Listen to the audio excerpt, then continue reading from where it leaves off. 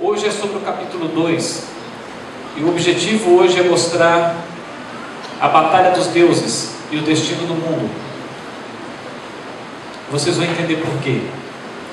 Eu não quero assim perder muito tempo naqueles detalhes proféticos que vocês já conhecem, tá bem? Eu vou passar rapidamente sobre isso, mas o meu foco não é este, a minha direção não é este. Amanhã eu vou estar falando sobre Daniel capítulo 3. Olha, não perca o tema de amanhã. Você pode, se você não quiser vir em nenhum mais, tudo bem, mas não perca o tema de amanhã, ok? Depois, na segunda-feira, eu vou falar, aí eu vou pular um pouco, porque nós não temos 12 dias de pregação, nós temos apenas 6. Então, segunda-feira eu vou falar sobre Daniel 5, eu vou pular para o 5.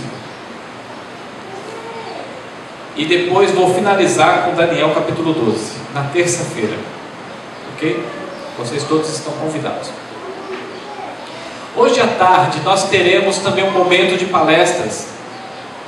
No entanto, a palestra de hoje à tarde, ela não está dentro do esquema da semana. A palestra de hoje à tarde é para responder duas perguntas. A primeira pergunta: nós podemos confiar na igreja? E a segunda pergunta: nós podemos confiar nos líderes? Embora saibamos, ninguém é cego para não enxergar, embora saibamos que nem todos líderes são de fato comprometidos com a verdade, como deveria, embora saibamos disso, mas também nós sabemos que Deus fez uma promessa maravilhosa, e eu quero mostrar isso hoje à tarde, que Deus estaria com a sua igreja, e Deus se encarregaria de acertar alguns detalhes, alguns erros, alguns obstáculos que poderiam surgir ao longo da existência desta igreja. E vamos ver isso nitidamente na revelação. O interessante, o curioso é que algumas pessoas, quando se levantam contra a igreja, eles absorvem da Bíblia e absorvem do Espírito de Profecia somente os textos que condenam. Por que não absorvem também os textos que falam da proteção de Deus, que falam de que Deus estaria com o seu povo, com a sua igreja? Por que não absorvem também os textos que falam que este é o último remanescente, não há um remanescente do remanescente? É curioso observar isto, como as pessoas são tendenciosas e comumente costumam defender aquilo que lhe apraz. A grande verdade é que há pessoas que não são contra a igreja porque elas têm um motivo doutrinário, um motivo assim sério mesmo para se opor à igreja. Na verdade, muitas pessoas são contra a igreja porque estão amargurados e permitem que a sua amargura permeie toda a sua ideologia contra a igreja. Ele consegue enxergar na Bíblia e no Espírito de Profecia somente mensagens condenatórias. É igual as pessoas que são críticas de natureza. Tem gente que é tão crítico de natureza que ele não consegue tecer um elogio para nada, e ninguém, em nada. Tudo para ele está ruim. Tudo. Inclusive é uma citação de Ellen White que ela diz assim que existem pessoas que são tão críticas que se elas fossem para o céu, elas encontrariam defeito no próprio Cristo. Ou seja, tem pessoas... Deixa eu contar uma historinha que eu contei esses dias, acho que foi para o Paulo. Tem uma historinha que diz assim, que um dia um senhor, um rapaz, ele queria entrar numa determinada cidade, e logo na entrada da cidade havia um senhor, um idoso. Esse rapaz então perguntou para esse idoso assim: ô meu caro, me diga uma coisa, nessa cidade tem ladrão? Tem. O rapaz disse: é o que mais tem. O senhor lá, o idoso: nessa cidade tem gente desonesta? E o senhor então respondeu assim: isso aí é o que mais tem também. E ele então entrou na cidade. Meia hora depois veio um outro rapaz, um outro jovem, que ia entrar na cidade e viu o senhor ali na entrada da cidade e perguntou ao idoso: ô senhor, nessa cidade tem gente honesta? Ele disse: é o que mais tem. Nessa cidade tem gente boa, bondosa, amorosa? Então o senhor disse: nossa, isso é o que mais tem também. Um outro, vendo, observando, a resposta desse idoso, tanto para um quanto para o outro. Chegou para ele e disse assim: você não tem vergonha na cara não? E o velhinho disse: por quê? Porque você mentiu para os dois aí? Então o senhor idoso respondeu para este rapaz: eu não menti. Na verdade, nós encontramos exatamente aquilo que procuramos, exatamente aquilo que enxergamos. É o que nós vamos encontrar. E de fato, tem uma outra historinha que eu vou contar hoje à tarde. Me lembra de contar a historinha do cachorro, ok? A historinha do cachorro morto num terreno baldio. Me lembra dessa história, porque senão eu vou esquecer. Hoje à tarde eu vou contar essa historinha que reflete bem uma necessidade para a igreja atualmente. Então hoje à tarde é um bônus, é um momento especial e nós vamos estudar sobre esse tema. Vou fazer 2 palestras. Um que evidencia esta igreja como a igreja da profecia, o remanescente da profecia de fato e verdade através da história da profecia. E um outro estudo que nos leva a acreditar que Deus realmente permanece com esta igreja e permanecerá até o fim. Agora, se você não quiser assistir, problema seu, vai continuar com a sua dúvida e vai continuar dando problema por aí, mas a luz vai brilhar essa tarde, e aqueles que não virem, paciência. O nosso tema agora é sobre Daniel capítulo 2. Vocês já devem ter visto muitas frases há algumas semanas atrás sobre o fim do mundo. Aqueles que andaram aí navegando pelas ondas do Facebook devem ter visto muitas piadinhas cômicas, bastante cômicas, retratando o fim do mundo. Eu vi uma, inclusive, e é inevitável a gente acabar não rindo, embora depois do riso a gente perceba que o negócio é mais sério do que imaginamos e não tem nada de piada nisso. Algumas pessoas fizeram muitas piadinhas, e uma delas que eu me lembro agora é a seguinte: alguém postou assim: fim do mundo em 2009, eu estava lá. Fim do mundo em outro ano, eu também estava lá. Fim do mundo no dia 21 de dezembro de 2012, eu também vou, essa eu não perco. E depois disse assim: e que venha outro fim do mundo. Ou seja, essa frase aparentemente cômica, ela reflete uma coisa. Se você observar na Bíblia, você vai descobrir um texto lá em Pedro, quando Pedro retrata o fim, o período do fim, que antecede a segunda vinda de Cristo, e ele dizendo o quê? Que muitos, no final dos tempos, eles fariam o quê? Caçoariam, ridicularizariam, debochariam. Vocês não têm dito aí há tanto tempo que Jesus vai voltar? Eu vou usar minha expressão, que o fim do mundo estaria chegando. Cadê? Desde os tempos dos meus pais já se falava nisto, e nunca aconteceu de fato. Olha como as coisas estão acontecendo hoje. O retrato bíblico descrito por Pedro acontecendo já agora em nossos dias. Bem-vindo ao futuro, ele não é para amanhã, já é para hoje. Nós estamos vivendo em pleno futuro. Mas eu encontrei essa frase que eu achei muito interessante: amanhã, o fim do mundo. Isso aqui postaram no dia 20 de dezembro. Aí então a resposta foi: não, amanhã Deus vai provar que Ele é quem decide o fim do mundo, e não, Deus é quem decide o fim do mundo, e não os homens. Mas olha, se isso aqui falhar, você me ajuda aí, viu? Algumas revistas populares do Brasil, das mais renomadas, trouxeram algumas matérias sobre o fim do mundo. E uma destacou a contagem regressiva do fim do mundo, isto é, fez esse destaque sobre a contagem regressiva do fim do mundo. E sabe o que é curioso? Eu encontrei algumas pessoas lá no sul de Minas que estavam ensinando que o fim do mundo não ia ser no dia 21 de dezembro, mas uma coisa aconteceria, uma catástrofe global aconteceria, e por conta desta catástrofe, o mundo iria ficar cerca de 7 anos com carência de alimento. Então as pessoas deveriam estocar água e comida. Agora pasmem, é isso mesmo que vocês imaginaram. Eram irmãos.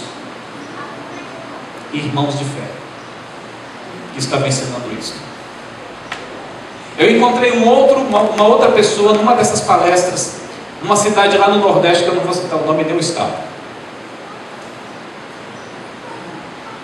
que estava ensinando que o mundo de fato passaria por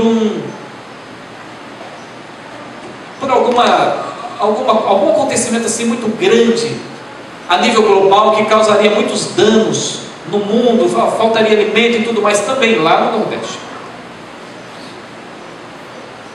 E quando eu fui conversar com esse irmão, ele então começou a discutir comigo, levantar a voz para mim e dizer que eu é que não sei nada. Quando eu disse que dia 21 de dezembro não aconteceria nada demais, esse irmão da igreja levantou a voz para mim e disse na minha cara que quem não sabe nada sou eu. É impressionante é impressionante como muitos, mesmo dentre os adventistas, hoje, estudam qualquer besteira na internet, não investem em literatura séria, não leem literatura séria, com fonte embasada, com pesquisa séria, e fica catando tudo quanto é nojeira e lixo na internet.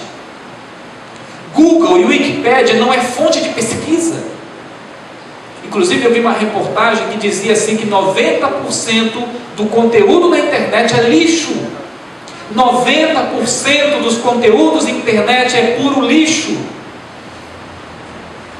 Nenhuma universidade séria se preza por um aluno que coloca nas suas fontes de pesquisa Google e Wikipédia.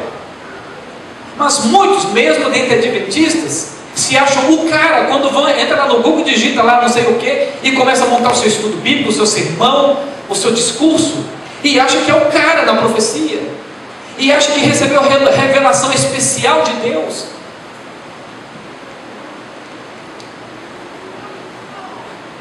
E é impressionante como qualquer besteira que se ensina por aí, mesmo em ficção científica, as pessoas têm facilidade para absorver como se fosse uma verdade. Quando saiu aquele filme do Código da Vinci, lá, o Código, é isso mesmo? Aquele filme, gente, que besteira sem limites. E tinha vários cristãos questionando na internet, e agora? Descobriram a verdade sobre Jesus e Maria. Meu Pai do céu, ontem eu falei e vou repetir, hoje existem verdadeiros analfabetos funcionais bíblicos. Não sabem nada da Bíblia, mas sabem tudo de sensacionalismo. É preciso voltar à Bíblia, meus queridos irmãos. É preciso retornarmos à Bíblia. Deus concedeu o Espírito de profecia, 100 mil páginas de revelação, sabe para quê? 100 mil páginas de revelação, sabe para quê? Só para uma coisa, fazer-nos voltar à Bíblia. Luz de sobra nós temos. A revista Veja também publicou uma matéria sobre faltam poucos dias e afirma o índice de fiascos das previsões com data marcada é de... Pois é, olha, o índice de fiascos das previsões com data marcada é de 100%. A estratégia de Satanás está funcionando. E sabe qual é a estratégia dele, o objetivo? É diluir a credibilidade na mensagem bíblica do fim, do tempo do fim. E olha o sucesso estampado aí nas mídias. Quando se fala em tempo do fim, as pessoas já dão um passo para trás e pensam assim, mais um lunático? É mais um? Pois é. E o deboche não para por aí, não é? Vocês já devem regressão de valores de metais em estado e o significado delas, lembra-se disso? O importante a gente entender nesta manhã é que esta estátua remonta à história do mundo, desde o tempo de Babilônia até a segunda vinda de Cristo. Isso é que é importante.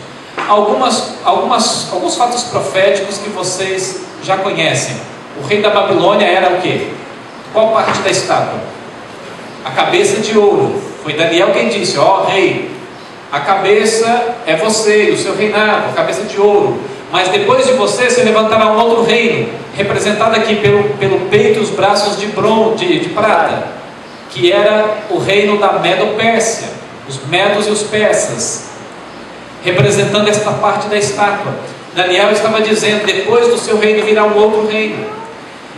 E Daniel continua: depois do reino dos medos e persas se levantará um terceiro reino, o reino da Grécia, que é aqui essa parte dos quadris de bronze.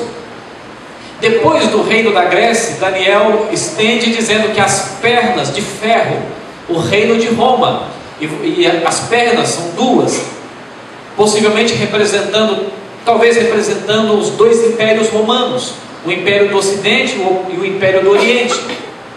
Os pés com 10 dedos misturados com barro e com ferro, representando as divisões após a queda do Império Romano do Ocidente, em 476. As divisões ficaram assim, que depois, futuramente, formaram o continente europeu. Os anglo-saxões, os anglos da Inglaterra, se tornou o reino da Inglaterra. Os francos se tornou a França. Os visigodos, o norte da Espanha, que são os 10 dedos da estátua. Os suevos, que se tornou Portugal. Os vândalos, o sul da Espanha. Os érulos, o sul da Itália. Os lombardos, o norte da Itália. Os ostrogodos, a Áustria. Os barbudos, a Suíça. E os germanos, a Alemanha. Quando o Império Romano do Ocidente caiu, o reino ficou dividido entre dezenas de pequenas províncias, mas as mais importantes e as centrais desses reinos eram essas aqui, esses 10 reinos aqui, que formaram depois, com o tempo, o continente europeu. Mas alguns estudiosos acreditam que existe um paralelo tipológico entre Daniel 2, Daniel 7 e com o Apocalipse capítulo 17, porque lá em Daniel 2 fala dos 10 dedos da estátua, Daniel 7 fala da besta com 10 chifres, e agora em Apocalipse também fala de um animal com 10 chifres. Mas essa relação tipológica, segundo alguns historiadores, ela existe e pode representar um fato histórico profético também para o futuro, assim como no passado aconteceu. Por exemplo, o que João viu em Apocalipse 17, ele viu uma mulher embriagada e viu ela em cima de uma besta, um animal com 7 cabeças e 10 chifres. O nosso objetivo aqui é os 10 chifres nesta visão, que se casa com os 10 dedos da estátua de Daniel 2 e se casa com os 10 chifres do animal de Daniel 7. Bom, mas este especialista em profecia da igreja, Marvin Maxwell, no seu livro sobre Apocalipse, na página 496 e 97, ele diz assim: quando nos deparamos pela primeira vez com os 10 chifres em Daniel 7, eles representam as nações da Europa. Mas em Apocalipse 17, 12, eles aparecem aonde? No tempo do fim, como representantes de quem? Dos reis do mundo inteiro. Uma vez o cristianismo romano esteve confinado à Europa, mas em nossos dias ele espalhou-se de modo muito mais vasto. E, portanto, para este especialista em profecias, o pastor Maxwell, ele revela que Apocalipse 17, aqueles 10 chifres, em paralelo, em sintonia com os 10 dedos da estátua, os 10 chifres de Daniel 7, representam esses agora, no tempo do fim, não representam apenas o continente europeu. Agora a representação é mais vasta, mais ampla, e representam os reis do mundo todo no final dos tempos. E ele para por aqui. Ellen White, comentando sobre isso, também aplica esse capítulo para o tempo do fim. Babilônia fará que todas as nações bebam do vinho da ira de sua prostituição. Toda nação, olha o que diz aqui, toda nação, ou seja, o mundo inteiro será envolvido. João, o revelador, declara o seguinte sobre esse tempo, e ela usa Apocalipse 17 para descrever esse efeito global, essa união global. Haverá um laço de união universal, uma grande harmonia, uma confederação de forças satânicas, e oferecem à besta o poder e a autoridade que possui. Os 10 chifres estão aqui descritos de forma latente na descrição de Ellen White. Você não vê, mas você percebe que está ali na declaração dela. Bom, assim, apenas para aguçar a nossa curiosidade, uma especulação que vale a pena ser observada, apenas observada, é a posição em que a ONU ocupa no mundo global hoje e alguns de seus projetos mais ousados para esse tempo. Por exemplo, vocês já ouviram falar no G7, que são os mais ricos, já ouviram falar no G20, que são os emergentes, e já ouviram falar no G5? Os G5 são as nações mais poderosas do mundo que tomam conta do mundo. São eles que têm poder de veto, são eles que têm poder de decisão sobre todas as decisões que são tomadas pelos 4 cantos do mundo. Eles são os países que dominam o mundo, o G5. O G5 é formado por 5 nações: Estados Unidos, Rússia, China, Reino Unido e França. No entanto, há um projeto que visa reformar o G5 e transformá-lo de G5 para G10. Eu falei sobre isso aqui da outra vez que estive aqui, lembra-se, né? Eu não vou me deter neste assunto por muito tempo. Apenas resumidamente para vocês entenderem o contexto aqui. Do capítulo 2, os 10 dedos, os 10 chifres, e a sincronização com o Apocalipse 17. No entanto, agora de uma maneira mais ampla, com um efeito global. Os países candidatos são esses aqui. Bom, passando assim para 10. É uma especulação que vale a pena ser observada, analisada, mas sem fanatismo e sem radicalismo. É necessário observar alguns eventos primeiro, para a gente ter conclusão dos fatos. O mais importante da profecia é sobre a pedra, e a pedra refere-se a Jesus Cristo.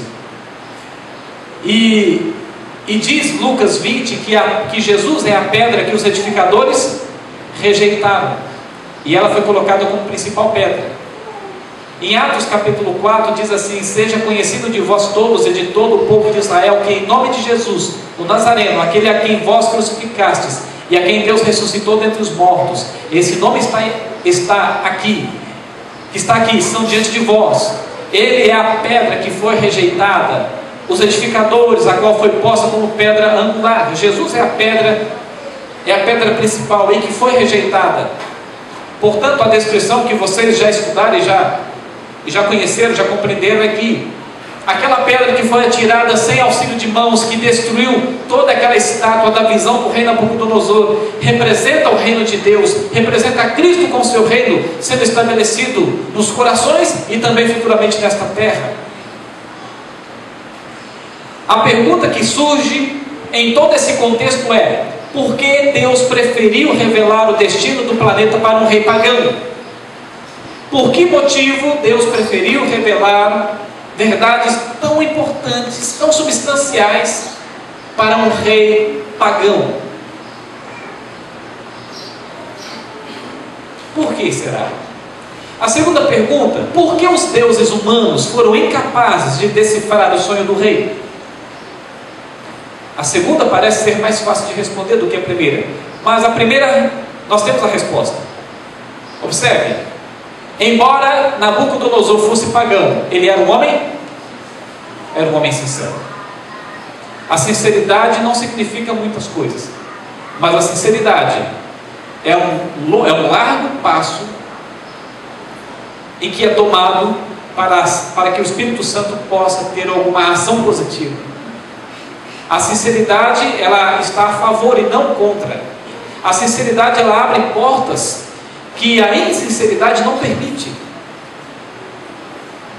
Bom, o rei Nabucodonosor, nós conhecemos a história e sabemos que, por exemplo, na descrição do capítulo 4 de Daniel, onde está descrita a conversão do rei Nabucodonosor, embora ele tenha resistido por algum tempo, mas o final da história do rei, que nós sabemos, que nós conhecemos, é que o Evangelho alcançou o coração daquele homem e produziu frutos no coração daquele homem. Portanto, Deus aqui queria dar uma chance também para o rei. A grande verdade é que se Deus tivesse dado o sonho para outro e não para o rei, muitas das narrativas desta história não teriam se cumprido. Ou melhor, muitas dessas narrativas seriam diferentes da maneira como foram escritas. Havia outros propósitos. Deus tinha um propósito para o rei Nabucodonosor, que você pode compreender melhor depois nos capítulos seguintes. E se fosse revelada a outra pessoa qualquer, a mensagem não seria acreditada e não teria sido levada avante. Se Deus tivesse revelado a outro, por exemplo, a Daniel, o que seria a lógica nossa, Daniel é quem deveria receber o sonho, a visão. Bom, pode ser que pela lógica humana sim, mas na lógica de Deus não, porque a mensagem não teria o mesmo impacto, o mesmo efeito sobre a nação, sobre o rei, sobre muitas pessoas ali. Muitas coisas aconteceram por causa desta revelação. Deuses humanos foram rebaixados. O orgulho de um rei foi arrebatado. E a salvação do povo de Deus ali na Babilônia também foi uma realidade por causa disso. Outro fato também importante. Se o negócio passar aqui. Deus queria entronizar o seu servo no cenário da nação e na vida do rei. Deus é capaz de mudar uma lei de uma nação inteira por causa de um servo dele. Eu trabalhei numa grande empresa uma vez, quando me tornei adventista. Mas quando eu me tornei adventista, eu disse que não trabalharia no sábado. E eles então disseram que iriam me demitir. E eu estava ciente da demissão. Mas de repente o meu superior me chamou e disse assim: olha, por incrível que pareça, a decisão que tomaram lá em cima é que você vai poder faltar no sábado. Quem que explica um negócio desse? Geralmente as grandes empresas são os funcionários que estão subordinados às leis internas da empresa, e não a lei se condicionar às leis pessoais de um funcionário. As leis de uma empresa toda mudaram para me manter por mais algum tempo ali. Deus é capaz de mudar as leis de uma nação inteira se for necessário para cuidar do seu povo. É verdade ou não é? Eu fiquei apenas 4 meses ali depois.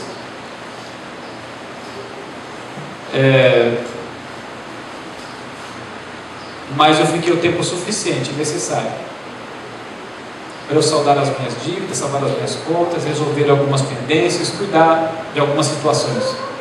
Eu sabia que era apenas um momento provisório, mas não importa, uma grande empresa se sujeitou a uma lei bíblica para não demitir um funcionário. Para Deus não há limites de sua ação. É por isso que nós não podemos desacreditar e desconfiar. Deus pode solucionar qualquer problema. Quantas vezes nós que fraquejamos na fé de acreditar que Deus está por trás da nossa vida? Meus queridos, se Deus chamou-nos, Ele não nos chamou para passar fome. Ele não chamou ninguém para viver uma vida desregrada financeiramente ou em qualquer outra situação familiar. E se alguma dessas maldições bater na sua vida, se você estiver com Deus, você pode requerer, você pode orar, você pode colocar nas mãos dele e dormir em paz. O túnel pode estar em trevas, mas se você observar bem lá no fim do túnel, sempre haverá uma luz. Mas para aqueles que dizem sim para Deus, porque quando nós dizemos Deus, sim para Deus, é Ele quem se compromete com o nosso sim. Mas quando você diz não, bom, então é você quem toma a direção de todas as coisas da sua vida. E boa sorte. E mais um fato aqui importante. Deus queria que a opressão a seu povo fosse diluída. Vocês nem imaginam o quanto o povo de Deus foi beneficiado com a quando Daniel e seus amigos receberam créditos do rei. Sabe, às vezes as bênçãos que caem sobre nós, as pessoas que estão à nossa volta também acabam recebendo alguns respingos dessas bênçãos. Às vezes você pode estar dentro de um avião com 300 passageiros, e se não fosse você dentro daquele avião, aquele avião era para ter caído. 299 pessoas poderiam estar recebendo o mesmo benefício que você recebeu, por influência da sua presença.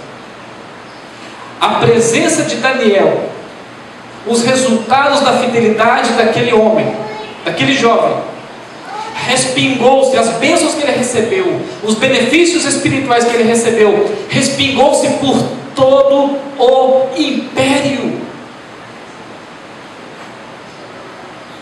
É por isso que uma vida de consagração, como diz o Espírito de Profecia, é por isso que uma vida de consagração, ela tende a pregar com mais força do que com as meras palavras. Há uma frase muito comum que diz assim que um comportamento vale mais do que? Uma atitude vale mais do que? 1000 sermões. E é verdade. Quando Deus nos abençoa, muitas pessoas à nossa volta podem receber essas bênçãos, os respingos dessas bênçãos. A igreja pode se beneficiar, a igreja como um todo, o bairro como um todo desta cidade. Este bairro pode se beneficiar com vidas consagradas dessa igreja. Agora o triste é que seria o seguinte: se esta igreja fechasse as portas, será que o bairro sentiria falta desta igreja aqui? É uma boa pergunta a ser feita, não é? Será que as pessoas que moram em volta desta igreja sentiriam a falta desta igreja se ela fechasse as portas? Será que os seus vizinhos sentiriam a sua falta se você se mudasse dali? O bairro onde você mora sentiria a sua falta se você se mudasse daquele lugar? Será que Babilônia seria diferente se não fosse as experiências de consagração, de fidelidade, pelas bênçãos que eles receberam ali na Babilônia? Será que seria a mesma? Será que seria diferente se Daniel e os seus companheiros não tivessem aquela experiência tão linda ali no império? É algo para se pensar, não é? Bom, a história do passado se repetirá. É o nosso lema durante esses dias todos. A história do passado se repetirá. A verdade sozinha batalhará contra uma diversidade muito grande No final dos tempos, o capítulo 2 de Daniel revela também que a verdade de Deus sozinha batalhará contra uma diversidade muito grande de mentiras. O self-service de mentiras é quase que infinito, de tanta mentira que existe por aí. É por isso que eu falei aqui no começo, cuidado com Google e Wikipédia. São os maiores veículos, um assunto, uma heresia. E então eu perguntei para ele assim: você já leu o livro Nisto Cremos? Ele disse: não. Você já leu o livro A Mensageira do Senhor? Ele disse: não. Então eu olhei para os olhos dele, eu olhei bem nos olhos e disse assim: meu amigo, então me faça um favor, vai para sua casa, estuda esses livros primeiro, para depois vir discutir comigo. Tem gente que tem meia dúzia de livro na prateleira, e a maioria é de dissidente. Estuda aqueles livros e já se sente um cara, já está pronto para enfrentar qualquer pessoa. As suas convicções são tão bem aprofundadas, são tão bem solidificadas em meia dúzia de livros. Só lembrando, livros de 30 páginas, 40, 50 páginas, escritos por pessoas problemáticas, muitas das vezes, e já acha que tem toda a verdade. Ele se posiciona na igreja como se ele fosse um reformador levantado por Deus.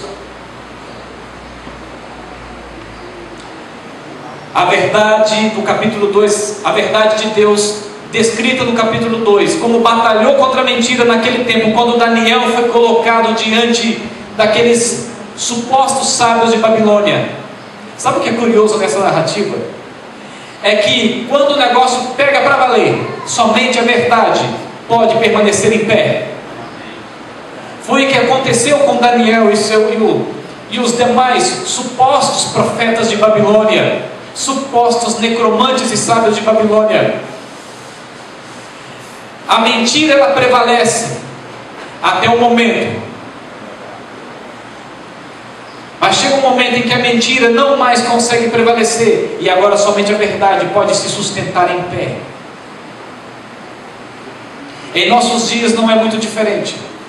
A mentira prospera e prospera de uma maneira assim, espantosa. Mas vai chegar um momento em nossos dias que somente a verdade vai ter condições de permanecer em pé. E a verdade será pregada não apenas por palavras, mas será pregado através de vidas que foram transformadas pelo poder de Deus. Não existe outra maneira mais eficaz de apresentar a verdade ao mundo, se não for pelo testemunho pessoal. Por isso que em Mateus 24 diz assim: este evangelho será pregado em todo o mundo, em testemunho a todas as pessoas.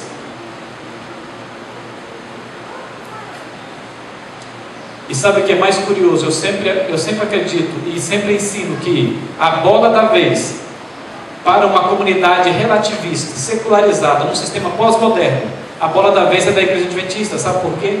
Porque nós temos as respostas. Embora muitas das vezes não vivamos essas respostas, mas nós temos as respostas. E uma pessoa secularizada, ela só pode dar atenção a uma suposta verdade se ela perceber que esta verdade funciona.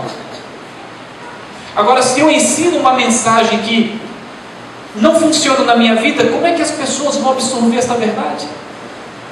E o sistema secularizado que vivemos hoje, as pessoas com mente secularizada, relativistas, essas pessoas estão cansadas das promessas da ciência de salvar a humanidade das doenças e da morte, e a ciência não conseguiu criar uma solução para isso. A ciência não criou uma solução para os casamentos fracassados. A ciência não criou uma solução para o problema do desemprego. A ciência não criou uma solução para a depressão. Mas também a religião de hoje também está em constante declínio. As pessoas olham para o passado e enxergam uma religião que perseguia pessoas friamente e matava de maneira cruel nas inquisições e nas cruzadas. E quando ela olha para a religião do século 21, o que ela percebe? Ela percebe igrejas que estão mais preocupadas com o bolso de seus membros, com pastores que estão se enriquecendo, são oportunistas que se ocupam da ingenuidade das pessoas e se aproveitam da fé delas. A sociedade contempla o cristianismo de hoje e vê um monte de gente falsa e hipócrita, pastor que estupra adolescente, padre que abusa de crianças.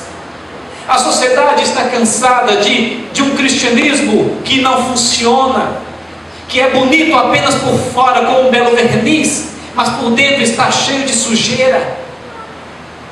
É por isso que mais do que nunca o reavivamento e a reforma precisa ser uma realidade tangível em nossa vida, porque nós temos a verdade. Porque a mensagem bíblica que sustenta esta igreja é a verdade que o mundo precisa conhecer, mas não apenas por palavras, mas em nossa vida. Agora eu vou abrir um parêntese para dizer uma coisa. Não, por favor, por misericórdia, não se enganem em acreditar que religião é uma religião de atos externos, de fachada, de coisas externas. Há tanta gente que fica tão preocupada com os atos externos. Embora os atos externos tenham o seu devido valor, eles precisam ser uma consequência daquilo que está dentro de nós. Tem pessoas que ficam preocupadas se o fulano é vegetariano ou se não é. Embora o vegetarianismo seja uma boa opção para que nós vivamos bem e com qualidade. Mas não é através disso a verdadeira religião. Não é isto que aponta para a verdadeira religião. Eu sou vegetariano já há quase 17 anos. Mas eu entendo que isto não é o que deve moldar a religião. Eu só estou me contrariando, não estou me contrariando ao vegetarianismo, estou me contrariando a algumas pessoas que enxergam a religião pelos seus atos externos. Sabe por onde começa o verdadeiro reavivamento e reforma? Lá em Mateus capítulo 5 diz assim: sede perfeitos como vosso Pai é. Mas você sabe o que diz o contexto? Ali não está falando de perfeccionismo. Aliás, o perfeccionismo, ao meu ver, é uma heresia que tende a destruir o verdadeiro propósito da santificação. Porque ser perfeitos como Cristo foi, nem os anjos do céu são perfeitos como Cristo. Porque quando você diz ser perfeito como Cristo, é ser perfeito como Deus. E quem desejou isso foi Satanás. Por outro lado, não estou dizendo que nós não devamos ter uma vida de santificação, porque a santificação é também um valor bíblico, que é operado pela presença do Espírito Santo na vida, mas é uma conversão genuína, uma coisa genuína que frutifica dentro de nós.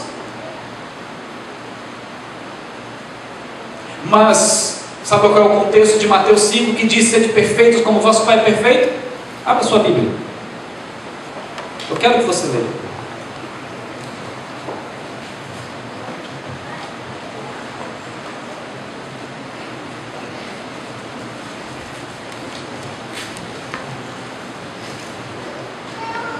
Capítulo 5 de Mateus, verso 43 em diante.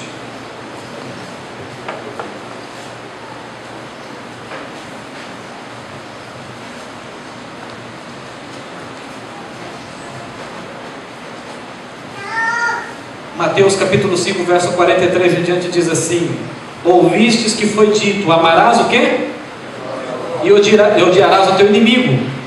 Eu, porém, vos digo, amai os vossos e orai pelos que vos, para que vos torneis filhos do vosso Pai Celeste, porque Ele faz nascer o seu sol sobre maus e sobre bons, e vir chuva sobre justos e injustos.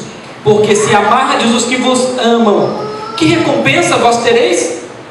Não fazem os publicanos também a mesma coisa? E se saudardes somente os vossos irmãos, que fazeis demais? Não fazem os gentios também o mesmo? Portanto, sede vós, como perfeito é vosso Pai. Portanto, Jesus está falando de perfeição no amor, na bondade, na misericórdia, na compaixão. É muito fácil ser vegetariano, é muito fácil viver uma vida de fachada religiosa. É muito fácil viver de aparências, mas é difícil amar pessoas que não merecem o nosso amor. Se não formos capazes de amar as pessoas mais absurdas desta vida, está na hora de cair de joelhos diante de Deus e clamar por misericórdia e compaixão. Olha o contexto, abre Colossenses 3,14. Colossenses 3,14. O que é a verdadeira perfeição? Olha aí, Colossenses 3,14. Em sincronia com Mateus 5 que acabamos de ler. Acima de tudo isto, porém, esteja o quê? Que é o quê? O vínculo da? É o vínculo da? O que é o vínculo da perfeição? O amor. Lucas capítulo 6.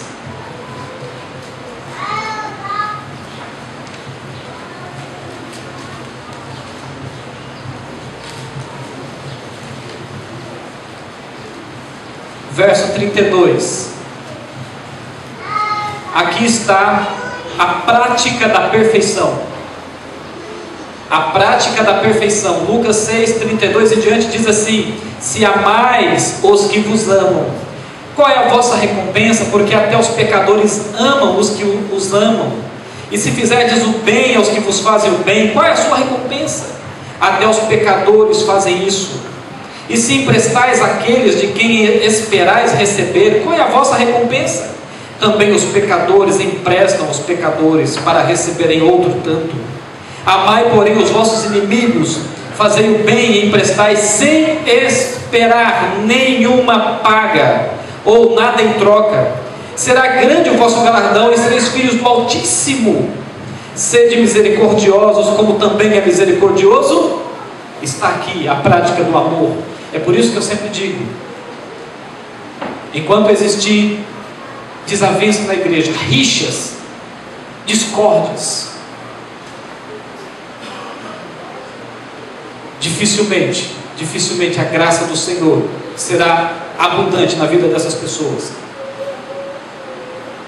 A verdadeira perfeição tem a ver com os frutos do Espírito. É muito fácil dar um prato de comida para um irmão, mas eu quero ver você dar um prato de comida para o seu inimigo. É muito fácil viver, às vezes, uma vida de juízo, de condenação aos outros, mas eu quero ver você chorar com essa pessoa e amá-la com todas as suas forças. Eu sempre digo assim, que se o amor não transformar, nada mais transformará. Nada mais. Nada. Somente o amor tem o poder de transformar genuinamente as pessoas. Eu não estou defendendo o liberalismo, que é outra praga que precisa ser combatida, mas não é combatida com o juízo, não é combatido com o julgamento. O liberalismo precisa ser combatido de maneira séria, mas da maneira como Deus trabalharia, como Jesus trabalharia. A verdade sozinha batalhará contra uma diversidade muito grande de mentiras, assim como já tem acontecido em nossos dias. Os verdadeiros cristãos batalharão sozinhos contra uma diversidade muito grande de falsos cristãos.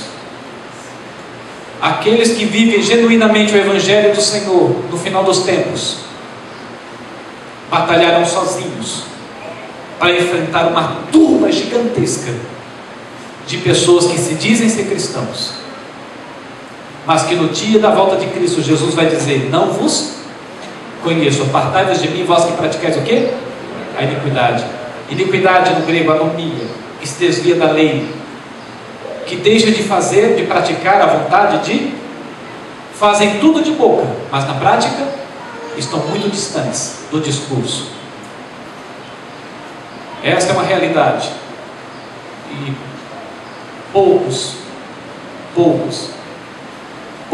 serão encontrados, não em falta, mas preparados para a volta de Cristo.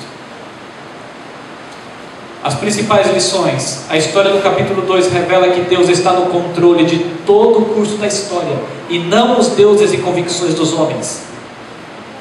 Você pode às vezes achar que a mentira tem predominado, e é possível que a mentira, a falsidade, o falso discurso, a hipocrisia tenha progredido de uma maneira assustadora, mas no final das contas, a grande verdade é que o triunfo está nas mãos somente de Deus e da verdade. O mal pode triunfar aos olhos dos homens, mas até quando é a pergunta? Até quando? Até quando? Segundo, também revela que ele pretende usar o seu povo fiel para fazer a diferença no quê? Eu fico imaginando, nós poderíamos não existir, você poderia não estar sentado nesse banco aqui nesta manhã. Imagine você, ou melhor, imagine a história sem você, mas você existe. Agora, se você existe, é porque há um propósito para a sua existência, e Deus quer fazer desse propósito uma diferença na história. Deus quer fazer com que você faça uma diferença em sua existência. Deus quer usar os Daniéis de nosso século, assim como usou os Daniéis do passado. Deus quer usar o João, a Maria, a Luísa e fulano e Beltrano. Deus quer usar os adolescentes, as crianças, os jovens, os adultos, homens, mulheres. Deus quer usar todos para causar um impacto na história de nosso século, do presente. Deus quer levantar homens e mulheres em nossos dias, assim como levantou no passado. E você é chamado para isso. Você é chamado para isso. Isso é sério, isso não é filosofia. Eu não estou aqui criando frase de impacto. Essa é uma realidade. Você é chamado por Deus para desempenhar um papel nobre, assim como realizou aqueles homens. E sabe qual é o momento em que nós devemos estar aptos para criar a diferença, estabelecer a diferença? É justamente nos momentos de oposição, de obstáculos, de desafios, assim como Daniel e seus amigos. Se não houvesse aqueles desafios, a história daquela maneira não teria acontecido. Mas por outro lado, e se não existissem homens fiéis naquele tempo, a história do Império Babilônico seria diferente. Mas não basta Deus desejar levantar homens e mulheres hoje. É necessário mais do que nunca, eu e vocês, desejarmos sermos instrumentos que funcionam nas mãos de Deus. Precisamos orar a Deus e pedir: Senhor, me ajuda a ser como um ônibus, como um veículo como qualquer, que sempre está em pleno funcionamento quando é necessário. Ajuda-me a ser um instrumento que funciona sempre que o Senhor precisar. Me coloque eu quero estar nas suas mãos e quero ser capacitado para fazer a diferença na minha casa, na minha vizinhança, no meu bairro, na minha igreja. E não ficar se escondendo e se afugentando, como se estivesse diante de uma situação assim, horrível ou desastrosa. Eu fico imaginando quantos sacerdotes, quantos líderes naquele tempo não disseram para Daniel e seus amigos: olha, Deus quer fazer a diferença na história atual e quer usar vocês para fazer a diferença. Assim como esse jumento está aqui hoje pregando para vocês, quantas pessoas naquele tempo também não disseram as mesmas coisas? Deus quer fazer de vocês, homens e mulheres, quer levantar novos Moisés. E de repente agora Daniel e os seus companheiros, seus amigos ali, perante uma situação que era necessário eles demonstrarem coragem, heroísmo, fé.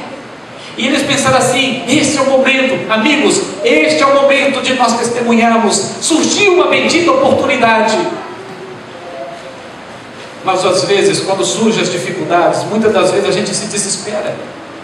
Ao invés de pensar assim: Senhor, uma oportunidade para eu testemunhar da minha fé, do seu amor, da sua grandeza. Ao invés de a gente olhar para os céus com um brilho nos olhos, muitas das vezes nos desesperamos: Senhor, o que foi que eu fiz? Que desgraça eu fiz na minha vida para merecer isso? Não, este não deve ser o discurso. Mas o discurso: eis-me aqui, Senhor, o que queres que eu?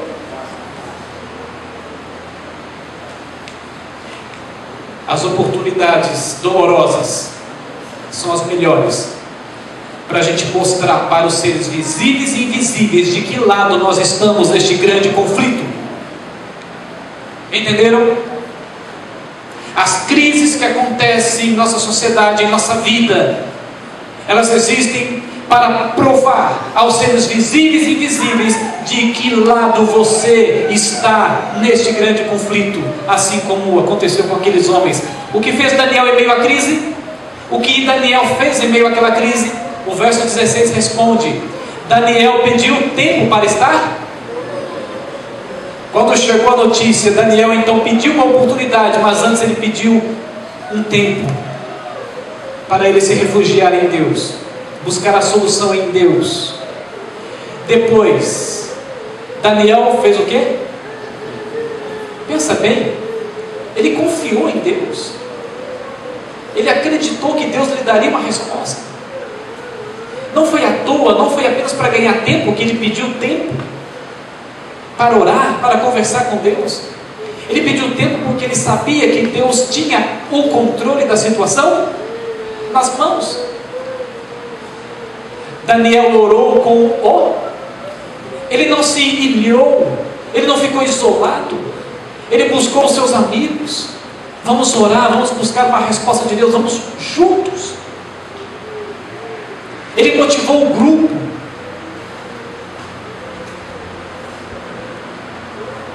Daniel fez o quê? Intercedeu. Ele não intercedeu apenas por ele e pelos demais amigos ali, ele intercedeu até pelos feiticeiros de Babilônia, porque ele olhava para as pessoas, mesmo com todos os seus defeitos, ele via potenciais grandiosos para a salvação, candidatos ao reino. Ele intercedeu por todo o império. Daniel bendisse e louvou o nome de Deus. Olha que circunstância, em face da morte, e Daniel começou a tecer louvores ao Senhor. Eu me lembro daquele cantor, lembra aquele cantor Marcelinho? Quem se lembra dele? Lembra? Aquele que ele tinha defeito físico, ele era carregado numa cadeirinha, não tinha as pernas, os braços direitos, era pequenininho assim, e ele cantava. E eu tive a oportunidade de vê-lo pessoalmente. Então eu perguntei a ele, falei: Marcelo, por que você é feliz sendo dessa maneira? Ele disse assim: porque eu conhecia Jesus. E ele falou com um sorriso estendido no rosto. E muitos de nós aqui reclamando da vida, reclamando porque ganha pouco. Muitos homens que não conseguem valorizar a beleza que existe em suas esposas, porque acham que beleza é apenas aquilo que a mídia apresenta como beleza, mas não sabem que ele casou, teve a oportunidade de se casar, ter uma esposa, ter filhos, enquanto que há muitos aí que não têm a mesma sorte.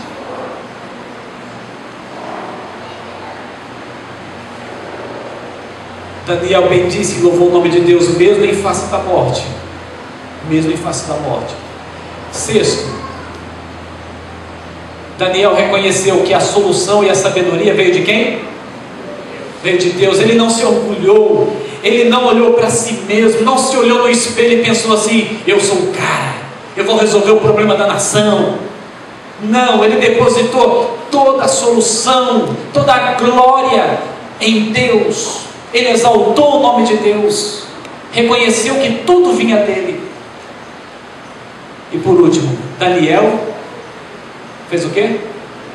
Atendeu o chamado de Deus. Daniel não era pastor, Daniel não era sacerdote, Daniel não era o líder da igreja, Daniel não era ancião da igreja. Daniel era um jovem, como qualquer outro jovem no reinado de Israel. E olha o estrago que a sua vida útil pôde realizar no reino de Satanás. O chamado de Deus não é só para pastores. O chamado que Deus faz para pastores é o mesmo chamado que Deus faz para todos. A diferença é apenas nas funções, mas o chamado é o mesmo. E todos nós temos um chamado. Todos nós. Bom, Deus levantará um reino que não será jamais destruído. Essa é a poderosa mensagem de um servo fiel. Foi Daniel quem disse: Deus levantará um reino que não será jamais destruído. Essa é a nossa esperança. Isso é o que faz brilhar a nossa fé dentro do nosso peito. É isso que nos faz acreditar, mesmo em meio a um mundo degradado, caído, mesmo em meio a tanta maldade, a esperança de que este reino chegue o mais breve possível. Mas nós podemos viver esse reino com antecedência. Ellen White escreveu que podemos fazer de nosso lar um pedaço do céu, de nossa igreja um pedaço do céu, de nossa vida um pedaço do céu, porque a eternidade já começa agora. Será que podemos confiar nessa mensagem? O verso 45 diz assim: certo é o e fiel a sua. Você pode confiar nisso? Você pode confiar nessa mensagem? Daniel diz que sim, porque certo é o sonho e fiel a sua interpretação. Já estou chegando ao fim, o tempo está se esgotando, nós vivemos no limiar, chegando próximo às últimas páginas da existência humana. Deus deseja levantar homens e mulheres como Esther, Débora, Daniel, José, Moisés, Paulo, Pedro, João em nossos dias, e esse chamado se estende a todos nós hoje. E tem uma frase que eu achei muito interessante, que diz assim: o que eu quero é atitude. Se eu quisesse palavras, eu comprava um. E é verdade, não é? É isso que a geração lá fora, perdida, está esperando: atitude e não palavras. Um evangelho que funciona e não um evangelho filosófico.